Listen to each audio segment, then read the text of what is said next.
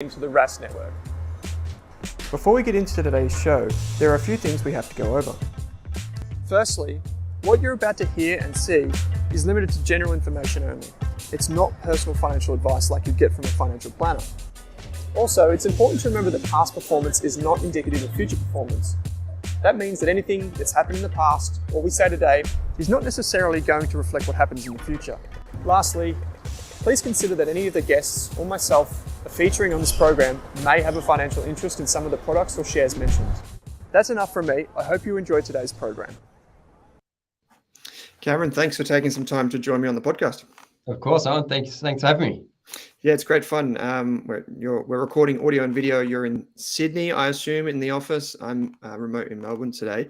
But it's great just to have a chat and talk ETFs, talk about the marketplace, as we'll discover in this conversation. And as a lot of our listeners know, the ETF marketplace is booming in every sense of it. Sure, year to year, we might have some fluctuations here or there, but over the long haul, it's really the probably most important part of the financial or investment ecosystem, at least as I see it. Given that this is your first time on the show, I would love to learn a little bit more about you and how you got started in this industry and ended up at Betashares. Okay, great. How long have you got? So I guess my first interest in finance and in business probably came when I was in my childhood years in the 80s, and I grew up in Perth. And guys like Alan Bond and Laurie Connell were, somewhat, sort of larger than life in the West, shall we say. And I remember, hearing about the term merchant banker with reference to Laurie Connell. And I sort of asked my dad as a kid how I could become a merchant banker. I thought it sounded pretty cool. He tried to sort of point me in the direction of engineering, which actually ended up studying. I sort of was interested in engineering as well, but a couple of years into uni, doing engineering, one of my friends showed me a finance book on options, derivatives, and futures, and honestly, it was one of those sort of moments when it just crystallizes what you want to do. And I dropped engineering. I started quant finance. And a couple of degrees later, I came out and I found myself a job on the trading floor, the equity derivatives trading floor in Macquarie Bank, which is sort of the dream job. That's exactly what I wanted. And sort of went from there. That was before the GFC. Very exciting times, a lot of growth, a lot of complexity in that part of the market. Very interesting, and saw the highs and lows of that period. So that was certainly very exciting. And then probably since then I obviously watched from afar Betashares growth and the growth of the ETF industry, which obviously was quite nascent when I'd started my career.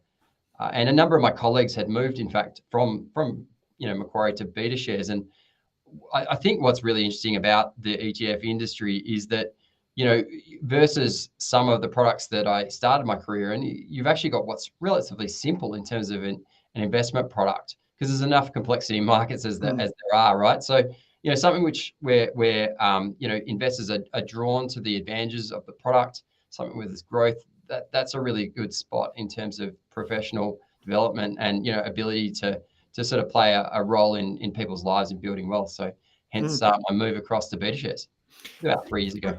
I'm curious, just to circle back to something. Yeah. Do you remember what the book was on options trading and all that? Do you remember? Yeah, it was the Hull textbook, which a Hull textbook, I was going to say. It's a classic, right? And I even I actually tutored derivatives at uni when I did postgrad, and I actually got the answer booklet to that, which was I guess would have been gold while I was doing my undergrad. But yeah, that was what really sort of lit a fire in my passion there, I think. Yeah, because that's the book for anyone that's listening or watching and is interested in studying the CFA. The CFA Level 2 curriculum deals with a lot of derivatives and pricing of derivatives, and it's probably the most confusing part of the entire curriculum, at least from my opinion. But the Hull textbook, if they just handed that to people, they'd be 3 times better off. So if you are that way inclined, like Cameron is, go and check that out. I mean, there's a lot we could talk about. Do you invest in ETFs personally? Yes, I do. I mean, when I started out investing, look, this is a long time ago when I was a kid. I think my first investments were, Mount Isa Mines, and then the first Telstra IPO. Yep. And then when I, started working in finance, because obviously you're working in finance, you feel like you've got a good handle on equities. I was using, investing in single stocks. But over time, I sort of gravitated towards ETFs. And, if I think about the way I look at markets and what's interesting for me about markets, I guess I'm actually sort of somewhat more drawn to the macro picture, thinking about asset classes, factors, countries, fixed income, equities, all sorts of, different aspects rather than individual stocks. And I think that the advantages of ETFs, I mean, that's obviously one of the reasons I joined Betashares. I think the advantages of ETFs are there for everyone, whether you're a startup, a new investor, or, very much educated and know what you're doing. I just, from me, that's what I build my portfolio with. Yeah. You're preaching to the choir here, the converted. Curious to know, like, just, I mean, maybe before I get to this question of like, how big do you think the ETF market can get? I'm hoping you can maybe set the groundwork. So we cover ETFs a lot, but we don't probably get the holistic picture on necessarily like how big it is now versus traditional products or vehicles or ways to get exposure to markets versus what it could become. So can you kind of just give us the lay of the land, any facts or figures you have, maybe for Australia, maybe even a global context if you have that on hand, and then maybe we'll just go back and forth from there. What have you, if you have that on hand?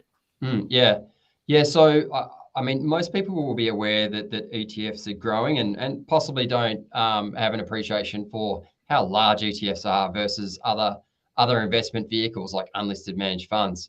In Australia and also globally, the majority of money that sits in, fund vehicles, including ETFs, is still in those unlisted managed funds. So in Australia, the ETF industry is around about $140 billion, which is about 15% of all managed money. So about 85% still sits in unlisted managed funds. Now, Australia was a bit of a laggard in terms of uptake of ETFs. ETFs only really started to take off in about 2010. In the US, where they're much more established, I think we've got around about $6.5 billion, trillion dollars in the States, obviously, in ETFs. And that represents about 30% of all managed money. So clearly, a greater degree of penetration because they're further along that adoption curve. Specifically within Australia, if we look at investment trends data, which talks to what investors are doing with their money, what their intentions are, we're close to 2 million Australians with an ETF investment. And the indications are that will grow by perhaps another 250,000 investors, this year alone. So it's certainly growing. To talk about, who's investing in ETFs, the majority of investors are still in Australia. If I'm talking in Australia, but are advised or advisors, brokers and institutions, high net wealth groups. Retail makes up around about 30% of all investors in the ETF landscape, but it's clearly got applicability across the spectrum there.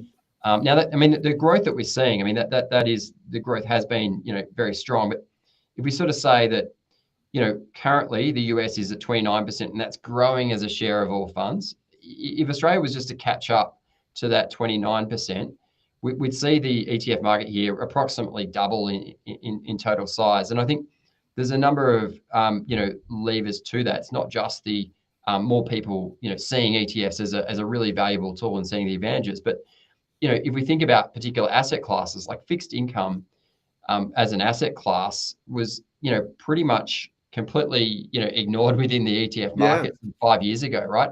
Whereas now it's become the second most, or sometimes the most popular asset class in terms of flow. So people have gone from using unlisted active managers to passive, low cost ETFs. So it's those sorts of changes in investor behavior and seeing the advantages that are driving this shift.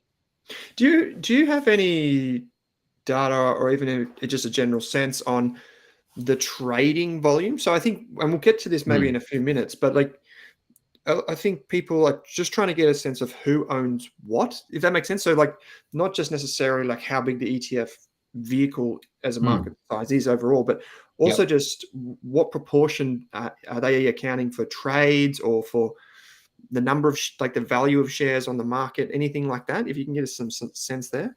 Yeah. So look, in terms of in Australia, the trading volumes are certainly not as high as the US. In terms of how much those ETFs account for the underlying trade of Australian shares, if that's what you're sort of trying to get to. One of the reasons for that is that where ETFs became, really useful early on is that if I'm an Australian investor, say for example in 2010, I was probably pretty keen to go out and choose my own stocks on the ASX. So I might have bought the big four banks, the miners, but I didn't really have an easy way of accessing international equities. So the leading asset class, really over the long term has been international equities. So most of the, if you like, the trading volume off the back of ETFs is actually trading into equities in different markets around Australia. Yeah. Now, I mean, within the ETF landscape itself, there are obviously different ETFs that trade with a different degree of sort of frequency. So take for example some of our more trading oriented ETFs, like fuel, which is Betashares Global Energy ETFs. That might be more of a trading vehicle, or QFN, which is our Australian Financials ETF. You see people looking to put tactical plays on when they want to make a decision like that. So they tend to be a bit more heavily traded. Interestingly, actually, we also see periods where ETFs undergo a period of what looks like stagnation, where no one's necessarily interested in that particular exposure. And I can talk to all sorts of examples, but a really interesting one is food, which is our Betashares Global Agriculture ETF, which was launched in 2016. We didn't have much assets under management, and people weren't really interested in that exposure. And then as inflation started to take off in 2021, well, people realized that food, this ETF, a basket of agricultural companies, gave you a really good inflation hedge. It was basically performing in line with changes in inflation expectations. So just, I think the use case and the applicability of an ETF, and therefore the volume that's traded, can really depend on the current market circumstances. That's really interesting. I've had a bunch of guests on the show previously talk about ETFs in the market in some different guises, and one stat that I heard, and I don't know, this could be just me, like this could just be an urban myth, right? One stat that I heard was that even though like a heap of money is going through passively managed strategies in the United States, they account for only single digits of trading volume of the underlying, which for me is kind of like music to my ears, because I think, well, maybe they don't have kind of the impact on trading, because the price discovery thing is the thing that people kind of freak out about. And one of the questions I wanted to put to you, and I was chatting to you about this before, is like, we've got people like Michael Burry that come out from the guy from The Big Short, who come out and say there could be like some bubble here, or you slowly crept in and everyone's looking for an exit, but the door is the same size. That's the analogy. And I guess the fear there is that so much money going into passive or even like thematic style based ETFs and strategies. And then like, who are they trading against? How is the volume faring? Does that create, I guess, market dislocation between price discovery and value? I don't know. Like, I guess I'm just hoping that you can rebut some of those points. And then we'll just go from there. Of course. Yeah. So I guess, that is actually a really, powerful, reason to consider ETFs, is a point you made about the fact that when an ETF is well established and has what we'd call a lot of natural liquidity. So for example, the ways the counterparties or the people who I might buy an ETF on the ASX are likely to either be another investor, so who's looking to sell, or I might be looking to buy off a market maker. So basically a proprietary trading firm whose business it is to create markets in ETFs. Now, where there is, a lot of uptake of that ETF, where that ETF becomes popular, what we see is you see a lot of that natural liquidity, buyers and sellers, creating a market. And that's where you can see some real compression in the bid-ask spread. But it also means that the underlying basket of stocks within that ETF doesn't need to be traded, because effectively that underlying basket is just being passed in an ETF wrapper from one investor to another. Now, that's very different to a unlisted fund where, depending on how liquid that is or when it trades, can result in a greater degree of the fund manager needing to sell the stocks to basically, fulfill a redemption and then buy stocks for an application. And it's that increased volume and that uptake and acceptance, which is sort of self-fulfilling in terms of the advantage. Just to give a simple example, and it certainly is the case that the more widely adopted and the more diversified an ETF, we tend to see, better liquidity. The buy-sell spread for our A200 ETF, which is our just low-cost broad market Australian equity ETF, that's trades at between 3 and 4 basis points between the bid-ask spread. If I was to buy an unlisted managed fund, an equity fund, those, you see on some of the largest unlisted equity funds, those bid-ask spreads can be 20 basis points either side. So, your round trip is 0.4%. And so that's clearly going to be an advantage there. Clearly going to be an advantage. And we're sort of seeing that as one of those reasons why people are interested in this part of the market. How about if, say, an ETF, instead of being actively traded, is like between investors, is actually, say, like those dollar cost averaging, like constantly like getting more units, accumulating units, because we're seeing that with some of the biggest like diversified, well, don't say diversified in the sense of like diversified ETF. I mean it in the sense of like those core positions that people use for those exposures to markets.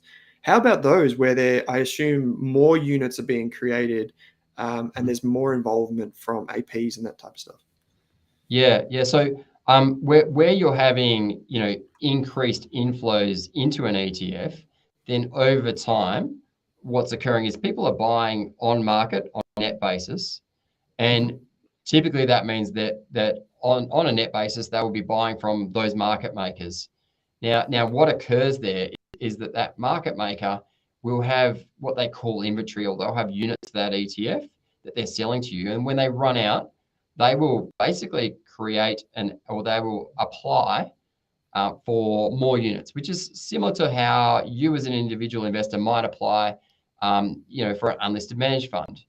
But they're doing that at scale and at very low transaction costs when they do that.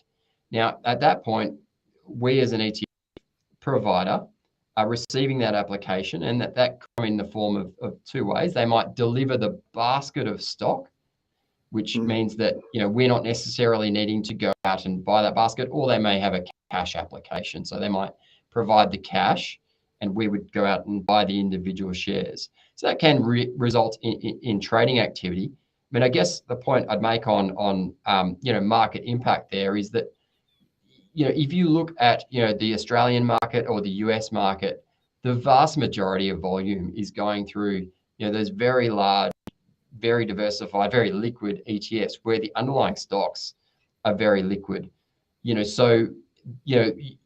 I guess there's potentially some niche examples in the US where, there are literally thousands of ETFs where you might expect there's some market impact. But if you were to look at where the bulk of that volume flows through and the bulk of ETFs, the S&P 500 is incredibly liquid as a market, much more liquid than the Australian market. And so, that market impact is negligible, if anything.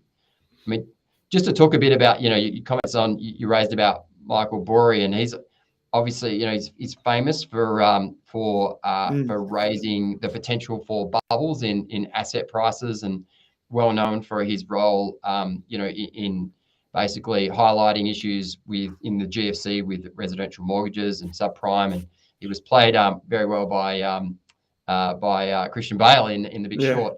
So I mean, great movie, by the way. But I guess one thing I'd point to is a lot of that criticism is an argument around that passive has got bigger, and we've seen that stock prices have gone up in 10 years from 2010 to 2020.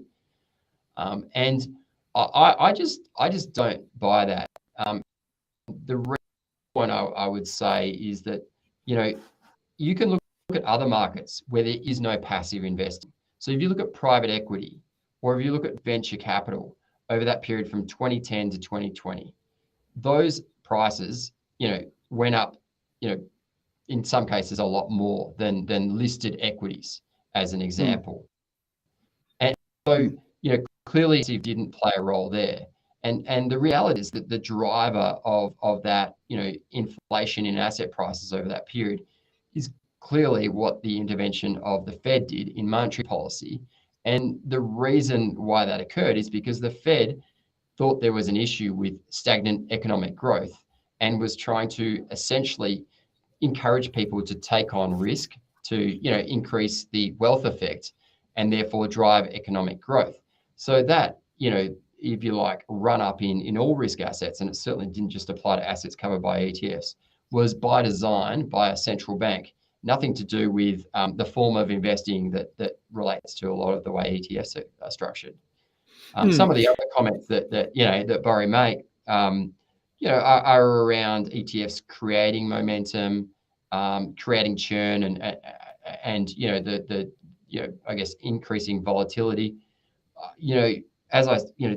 In the US, or let's take Australia. So passive is roughly 30% of all actively managed money, and if you can talk to other factors that drive much more volatility. I think, like if we look at the .com boom in the late 90s to 2000, I mean that was driven by a huge increase in retail investors day trading on new E-Trade accounts. Or if we look at, for example, like the Robinhood and GameStop phenomenon in the States, I mean, items like that drive a lot of volatility and momentum. And we also see increasingly at the start of this year, we've seen that active managers have sort of actually driven up equity markets in perhaps the hopes of a soft landing. If you look at the data of active manager flows, so there are a lot of elements in play that drive momentum, that can drive volatility.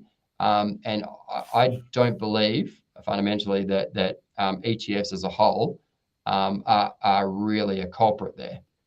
How about, and this might be something that I catch you off guard with, so apologies, but for this one, how about in, say, like slightly less liquid markets? So like obviously we've got government bonds, super liquid, blue chips, super liquid, but what about, I guess things like maybe like hybrid securities are a good example, where it's kind of like a middle ground where it's like slightly less liquid, but still liquid. Like, is there any challenge or like anything that you guys would face in, say, when there's market distress? Yes. Yeah, no, that's an excellent example, really. So, I mean, fundamentally, when you're building an ETF, you're trying to make sure that if it is a passive ETF, because not all of our ETFs are passive, but if it's a passive rules-based ETF, that you have confidence that it's going to have a tradable portfolio of securities through all market conditions, right? And we have two hybrid ETFs. The first of those is our Betashares Active Australian Hybrids Fund, and so it's actively managed. But that's right. The active manager is Coolabah Capital. With that ETF, within the mandate, the securities that ETF invests in are actually restricted to certain types of hybrids. Wow. Hybrids that are issued by Australian depository institutions or banks and insurance companies. And the reason for that is because those issuers have regulatory requirements governed by APRA, which mean that they tend to be more robust as issuers. Right. And therefore, it means that we see that those hybrids are more liquid. But there are also corporate hybrids issued by, say, companies like Nufarm. And those hybrids, where you don't have those same sort of protections, you see that that's a less liquid part of capital markets or of the hybrid market. So within the mandate of HBRD, which is that actively managed fund, firstly, those less liquid hybrids are excluded, but secondly, having the active manager even helps with some of the smaller bank and insurance issuers. Just to move one step further, we also have a passive hybrid exposure, which is BHYB, BHYB, and that ETF is restricted just to issuance by the big four banks, because as a passive vehicle, we want to make sure that that's really going to be liquid in all sorts of scenarios, and there's no active manager there to play a role. There are all sorts of private assets markets where you wouldn't necessarily look for any form of passive investing, but it's all about thinking about that market, thinking about where the risks are, and particularly thinking about the risks in a stressed market scenario as to whether an ETF is in fact appropriate. Because we see it. I think I've chatted to Elon a few times, and when we've spoken, ETFs have stood the test of time, right? Like now it's not a question of can they survive. It's like Yeah. they will. Yep. And I think for most investors, it's just prudent. It's just important to be prudent around those times of market distress and understanding the liquidity of certain markets. Like credit during the GFC was obviously a pretty stressful time, even for ETF providers. But this actually is a perfect segue into the next point, which is like another great investor, another famous investor has come out, like Peter Lynch, famous, investor, active in equities or shares, super kind of like the beacon of like what you can do as an active investor. And basically there was a Bloomberg article, and I've got it here, and the basic gist of it is like all in passive investing could be a mistake. So like just focusing on passive. I'm just curious to get your response to that, because it's something that we face a lot as well as people that are trying to educate folks on building a portfolio and so on. They're just like, well, why don't I just go with this thing? Yeah. It's like, look, there is something slightly compelling in the argument that you can use a professional who understands this complex system called the market, or that they're a safe pair of hands. You don't want to have a sort of a robot, driving your investment, portfolio. It's a very important thing for your future well-being.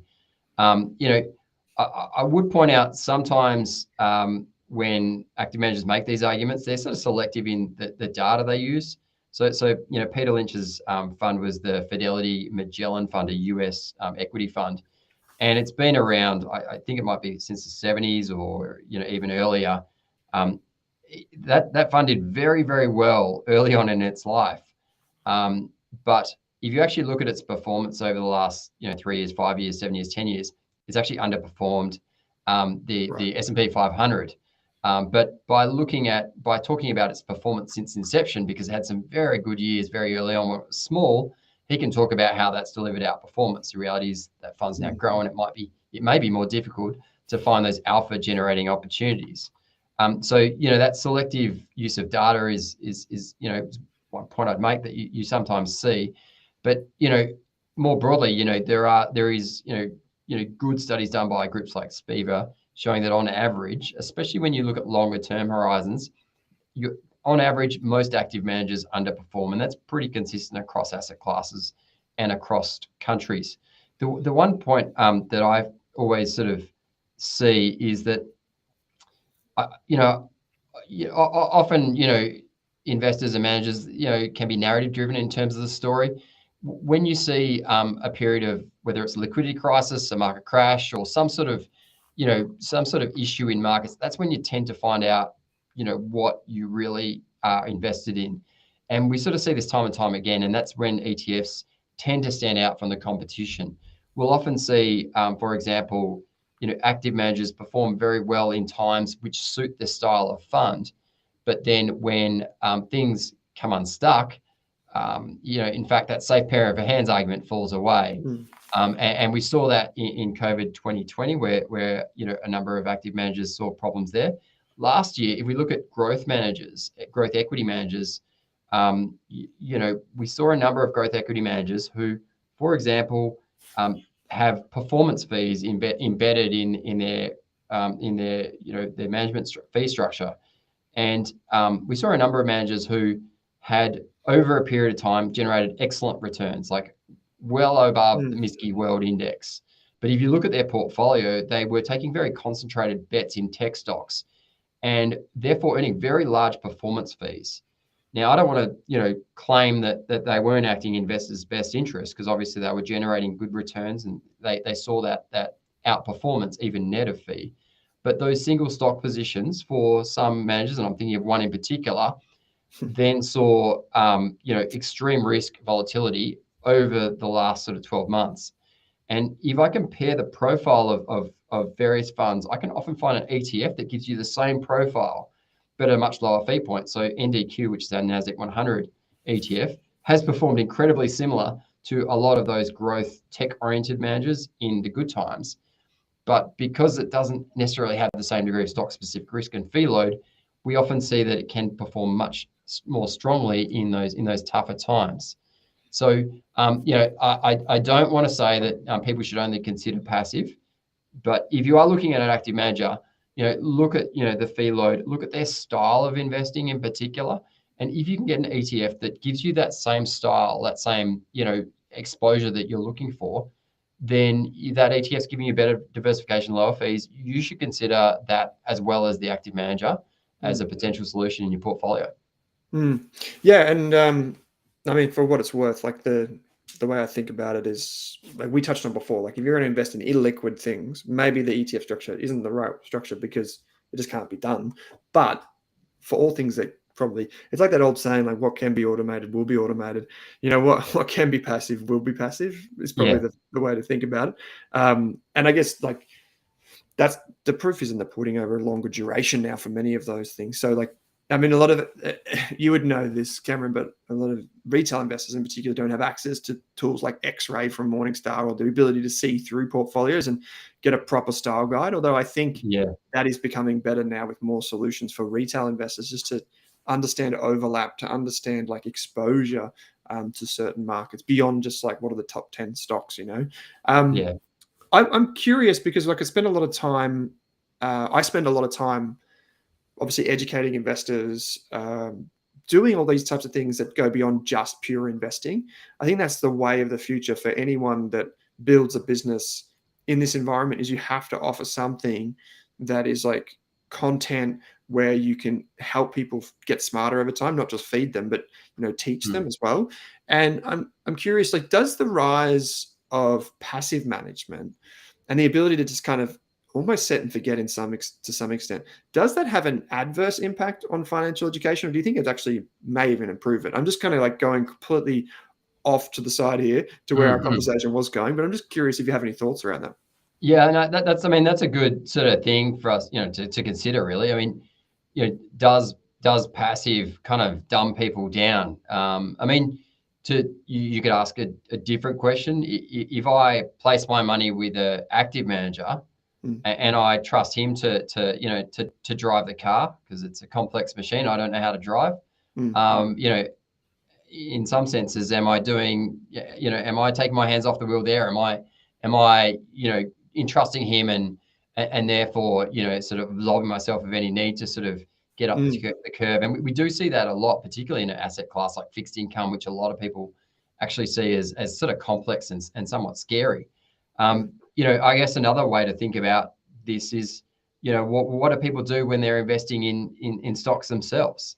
And sometimes people are quite structured, robust, and they consider like I guess an investing perspective, which encapsulates a lot of the important things that you should look at when investing in single stock portfolios. But often, fear and greed can take over, and sometimes, people invest in a whole bunch of small cap specky stocks, and I'd say that's probably more gambling than investing. Some of the things that I think that passive investing, brings to bear is that, one of the key points in finance is pretty simple, but the only free lunch in finance is diversification. And clearly that's one thing that passive investing is all about. The impact of costs and fees over time really do matter. And, the importance of having time in the market rather than trying to sort of time the market, taking a long-term view, thinking about compounding your wealth over time. These are all sort of really important sort of fundamental lessons that we all need to remind ourselves and need to learn initially when we're thinking about investing. And I think, sort of framing your investment journey in those regards is important. But also, I mean, just, one thing I'd note is that just because you're using, let's just say you're using a passive fund in Australian equities, a passive fund in global equities, and passive fixed income fund.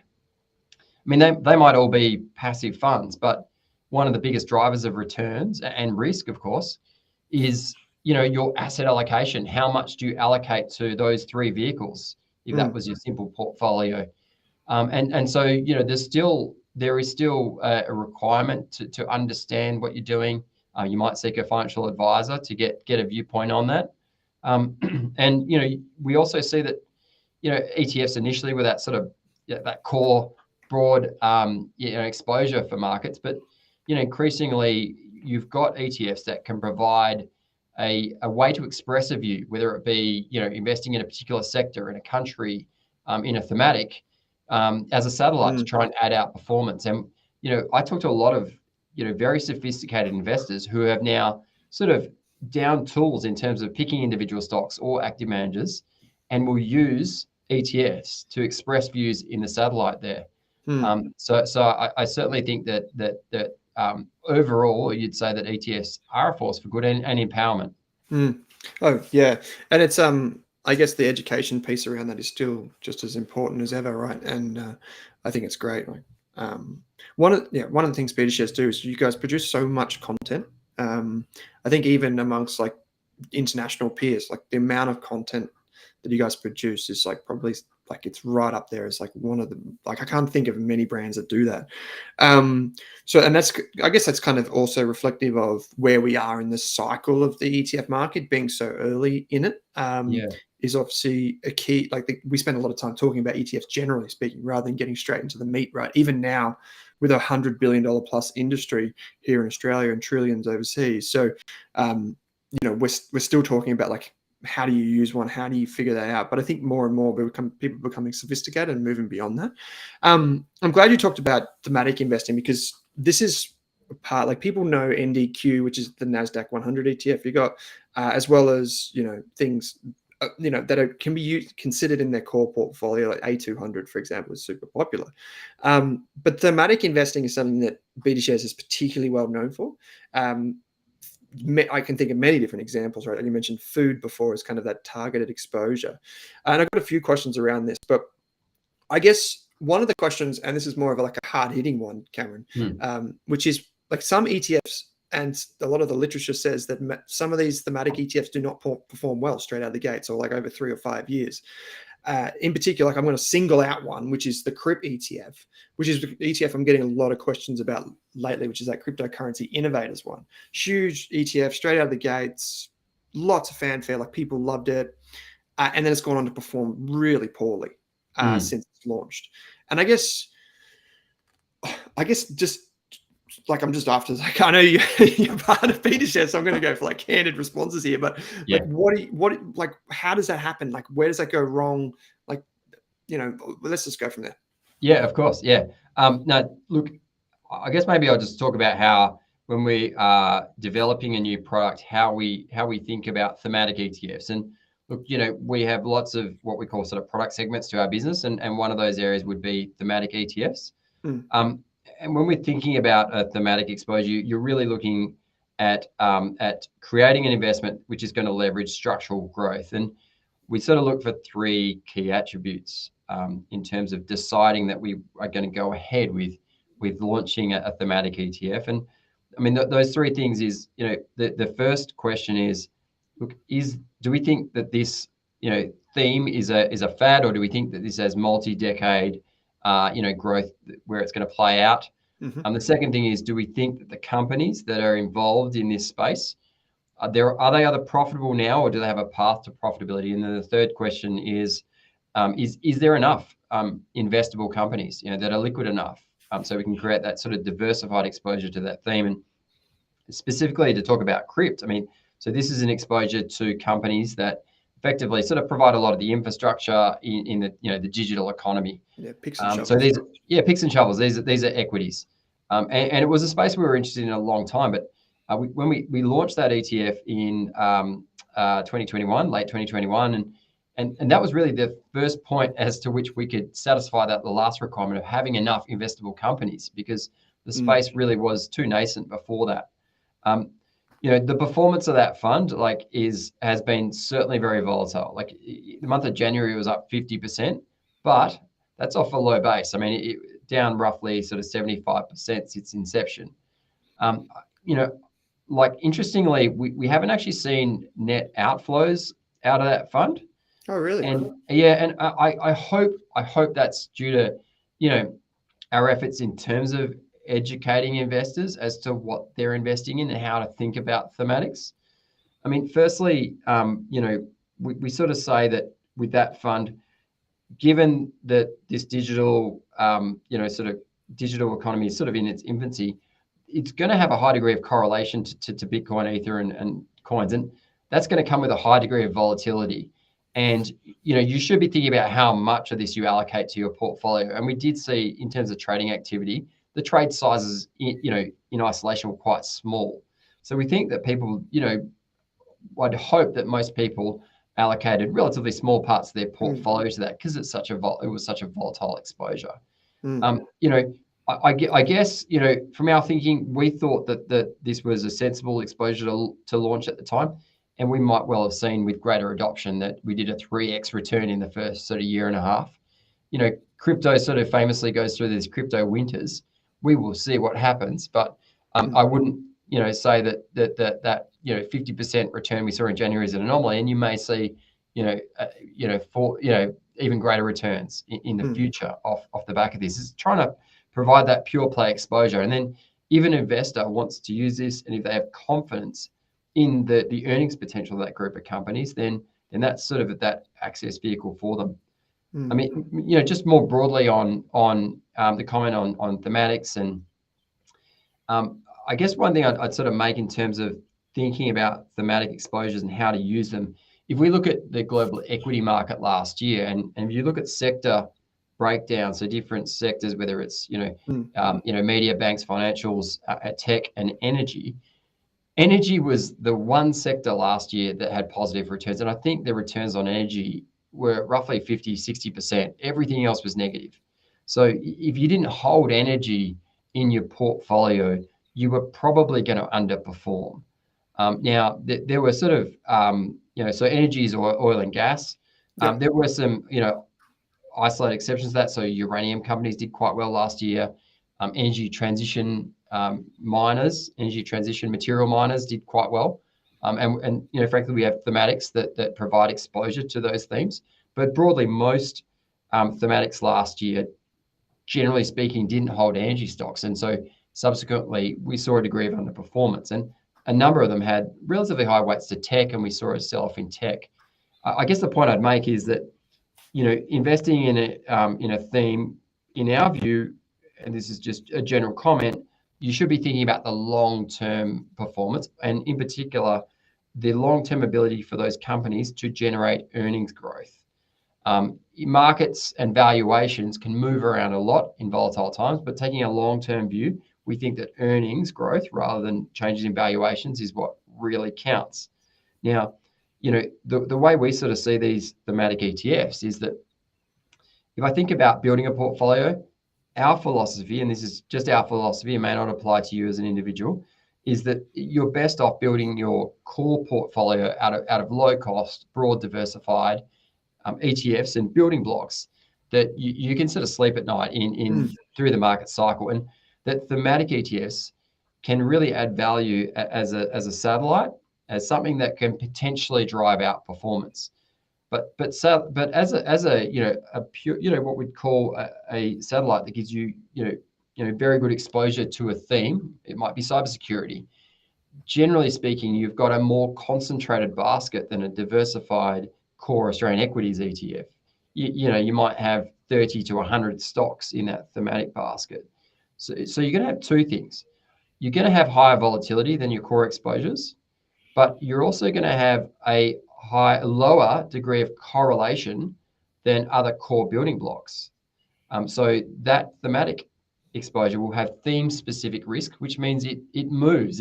Its volatility is very different to your core exposures. And so, when we talk about building portfolios using thematic ETFs, we often talk about sizing that satellite appropriately so that you don't increase the overall expected volatility of the portfolio, but you can add out performance potential. Because if you put that thematic in there at 50% weight of your portfolio, you would expect your overall volatility to go up. But when it's a smaller allocation, the fact that it has a lower correlation or it moves very differently can actually sort of assist in that volatility. So that's sort of our mantra and how we think about that.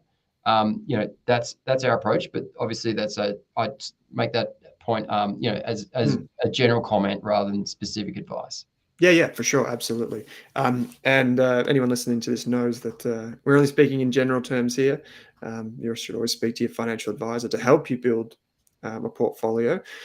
So I've got a couple more questions. One of them is kind of the question that often I get that leads on from, well, is it a core position, or can I use this here or here?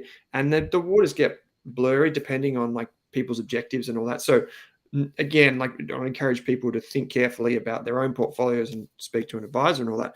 But how do you think about what should be what like just maybe even some general goalposts on maybe what is considered more thematic and more and less kind of in the core, because I get a lot of questions, and one of the questions I've been getting recently is like whenever you guys at Betashares like launch a fund, I get a lot of questions around these funds. So one of them is the Royal ETF. Well, it shows you your marketing's working, right? So Okay. I think the ticker symbol's ROYL. Yes. And one of the questions I got recently was basically like, how could you use this in a portfolio?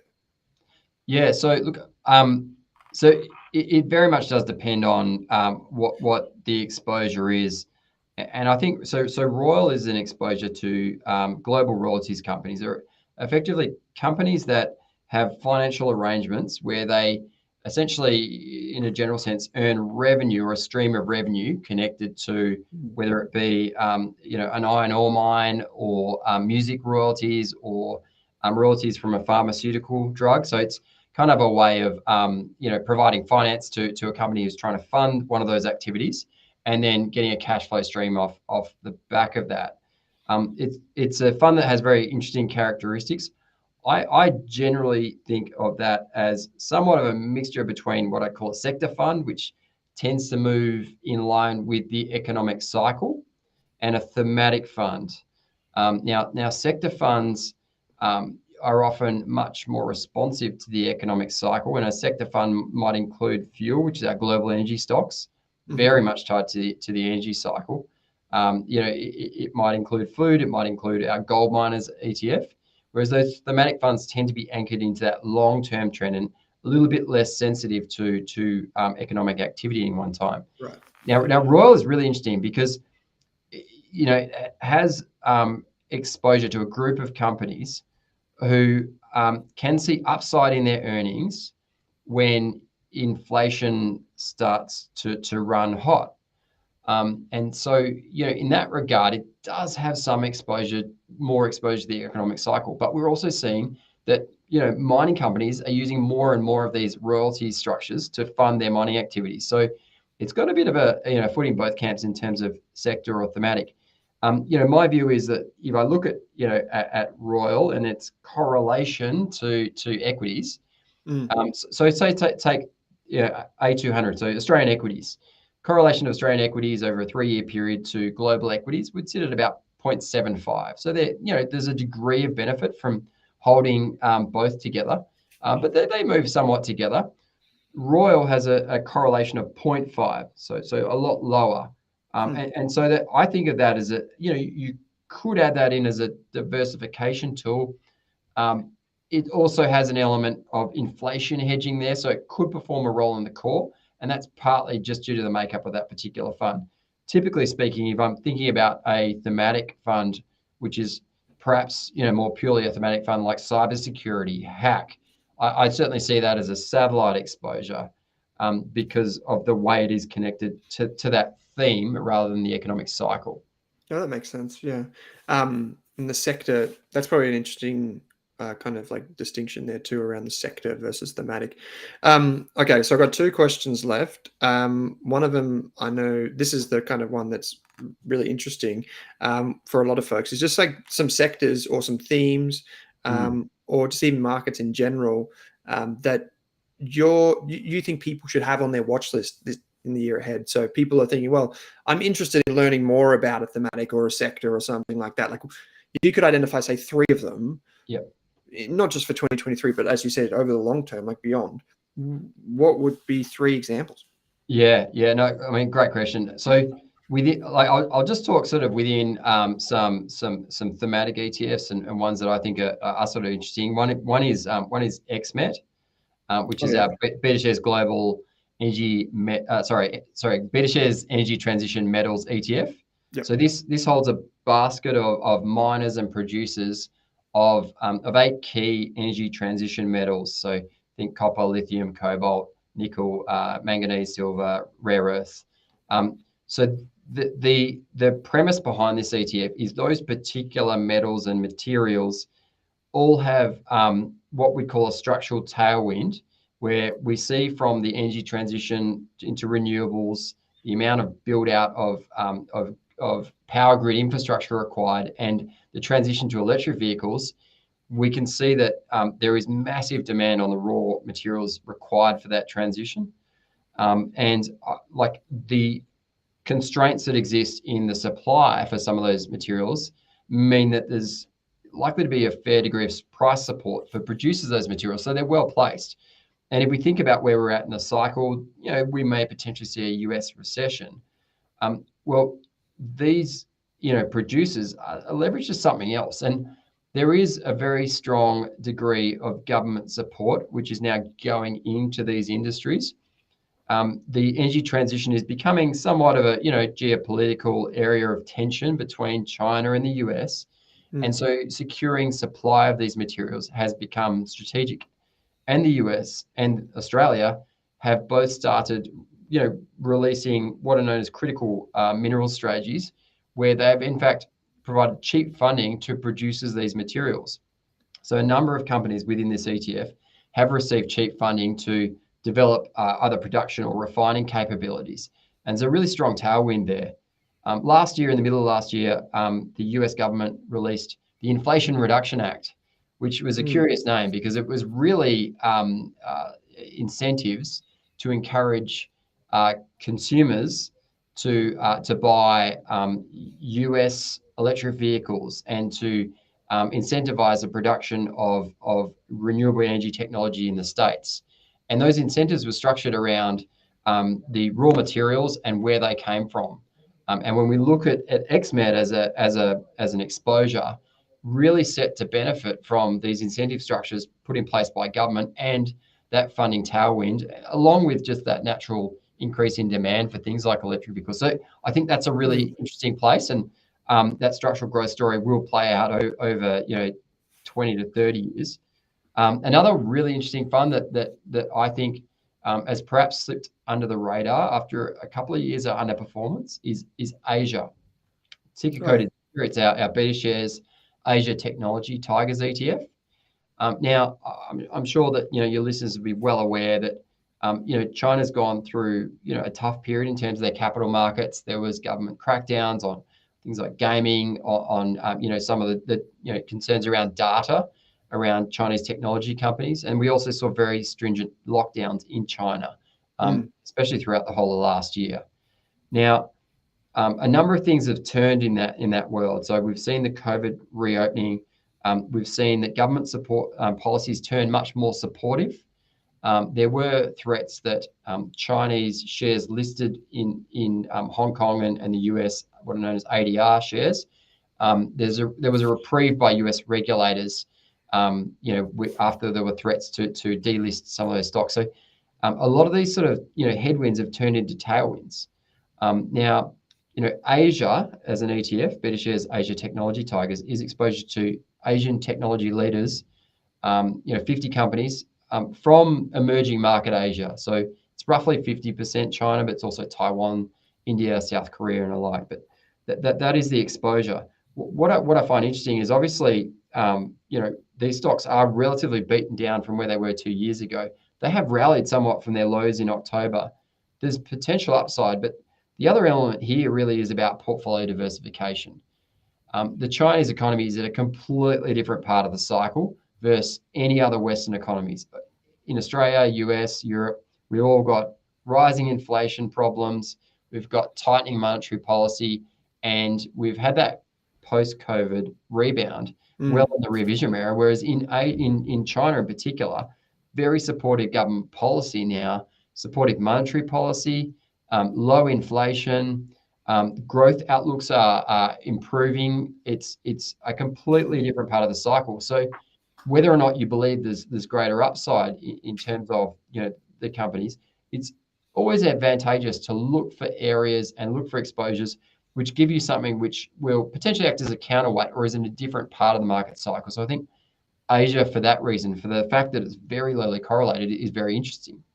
To talk about another ETF, and look, this is, I think I feel like I mentioned this ETF, I've mentioned this every time anyone's asked about thematic ETFs over the last 3 years, which is HACK, which is our Betashares Global Cybersecurity ETF. I mean, every development that we've seen seems to increase the threat of hackers stealing data, and the increasing amount of time that corporate board seats and governments spend thinking about cybersecurity as a threat is leading to a very strong tailwind for corporate spending and government spending on cybersecurity solutions.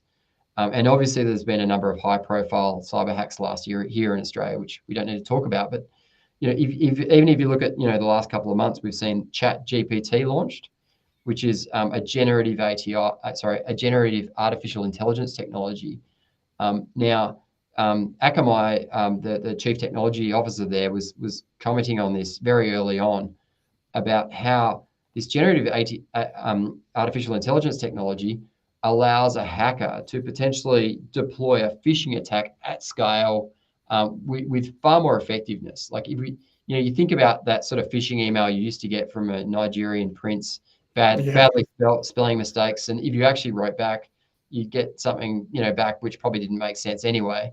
Whereas utilizing that technology, a hacker can actually create very conversational interactions that look realistic, look like you're dealing with a human, and attack a very large surface area. So we've seen that chief information officers in corporates are now looking to increase their spend and need to counter this threat. And those cybersecurity, service providers and product providers are developing new tools to essentially help these corporates, defend against those threats. So I think in terms of, if you look at that sort of structural dynamic in that industry, so HAC's outperformance since inception has been, pretty significant over the long run. And I still believe that that's an area with really good companies with a really good growth trajectory over the long run. Yeah, so just in summary, we've got XMET, Asia, and HACK. Pretty fascinating ETFs and I guess industries at large. That cybersecurity thing strikes close to home. Like obviously, you having an early interest in engineering, I'm sure you're across it, but also for me, which is a passion point of mine. Like there's so many applications, good and bad, I guess, from some of these innovations that we have. Mate, I thought maybe we'll end the conversation with one question, which is more, I think it's more philosophical and it's more personal because it kind of depends on our experience to date with investing or finance. But it's just, I guess, what's one thing that you believe about investing or finance or whatever that you think few people would agree with you on? Yeah, right. Good question. I mean, talk about little things. I think like one thing, and I'm not sure like how confident I am of this position, but one thing that sort of just sort of runs around the back of my head is that I think a lot of people, or the market, expects that whether or not we have a US recession or a soft landing, on the other side of either of those two things, there's perhaps an expectation that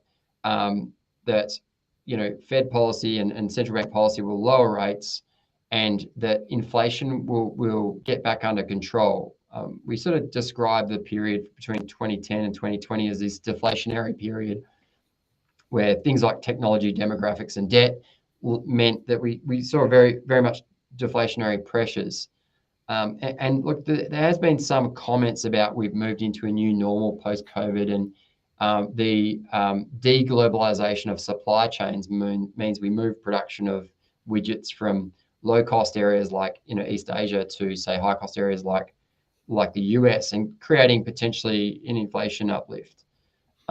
The one area that I sort of find interesting, and we'll see how this plays out, and I certainly am thinking about this as a long-term dynamic, not a short-term movement, but is what does the energy transition mean for inflationary pressures overall?